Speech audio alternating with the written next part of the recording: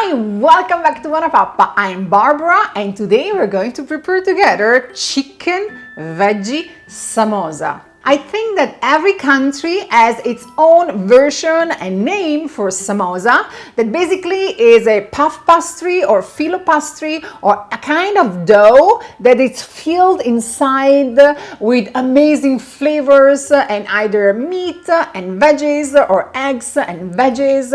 In Argentina they are called empanadas, in Italy they are called little calzoni.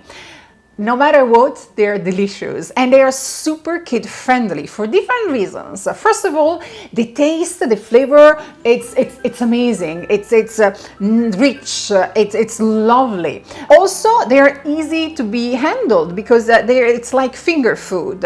Usually they are small and little ones can simply bite them. So easy to eat. Today, we are preparing a recipe using chicken and vegetables with a lovely combination of spices that I found my kids really like. Everything delicate, not spicy, kid friendly as always.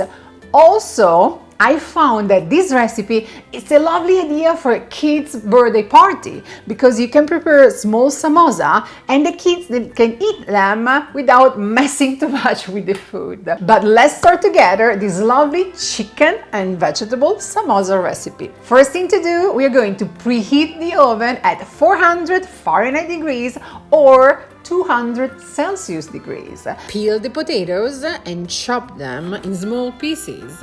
Peel and grate the carrots. Chop the onion in small pieces.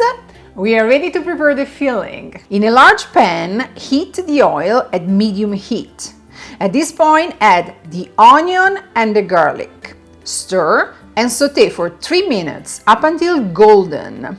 And stir often. You do not want nor the onion or the garlic to get burnt. Add the spices, coriander, cumin, paprika, oregano, and also the ginger. Stir and cook for 1 minute. At this point, add the ground chicken. Stir well to combine all the flavors. Add the potatoes and the carrots and 4 tablespoons of water. Adjust with a pinch of salt. If you're cooking for babies under 12 months, skip the salt. You can always add the salt later for the adults. Reduce the heat to low. Cover and simmer for 10 minutes. Last phase, add the frozen peas and cook for a minute or 2. Turn the heat off and let it cool down completely. One important thing about working with the filo pastry, it dries out very easily. So that's my suggestion. Take one sheet, the one that you're going to use to prepare the first samosa.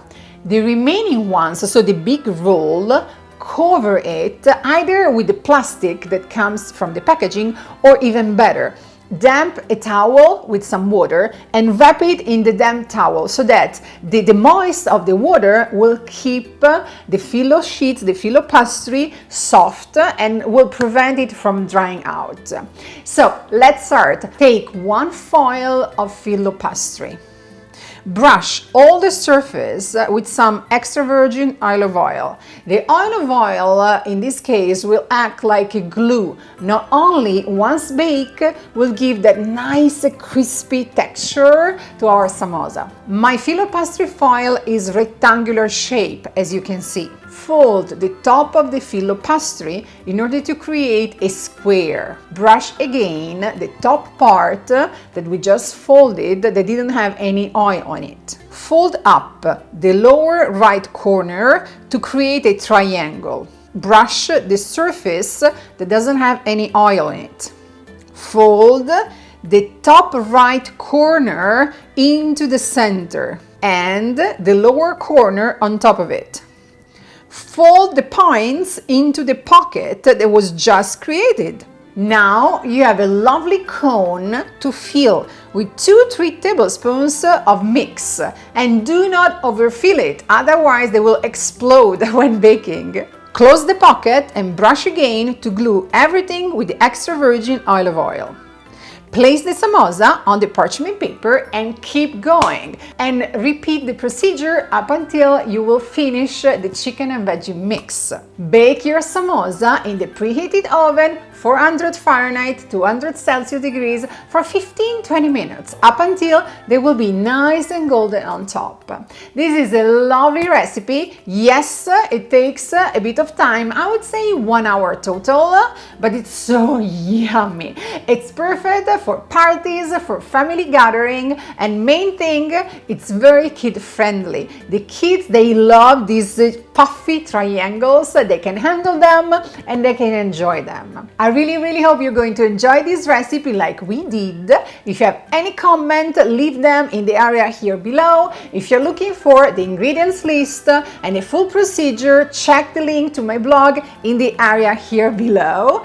Also check out the playlist, kids birthday party recipes, same place in the area here below. And most important thing, remember to subscribe to BuonaPappa. It's totally free and you will receive every single week a new baby, toddler and kid-friendly recipe from me. Ciao, ciao, ciao!